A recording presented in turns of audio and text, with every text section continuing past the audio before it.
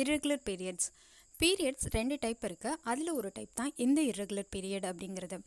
irregular period அப்படின்னா 21 நாட்களுக்கு முன்னதாகவோ அல்லது 35 நாட்களுக்கு பின்னதாகவோ ஏற்படக்கூடிய எல்லா சைக்கிளுமே இந்த irregular பீரியடில் அடங்கும்.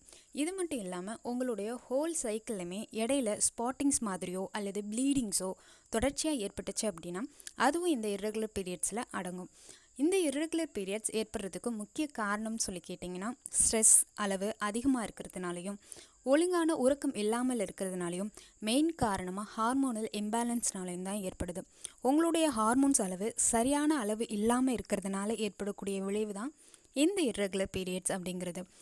நீங்கள் ப்ரெக்னென்சிக்கு ட்ரை பண்ணிங்கன்னா irregular periodsஸை சரி பண்ணிவிட்டு அதுக்கப்புறம் ட்ரை பண்ணுறது ரொம்பவே நல்லது.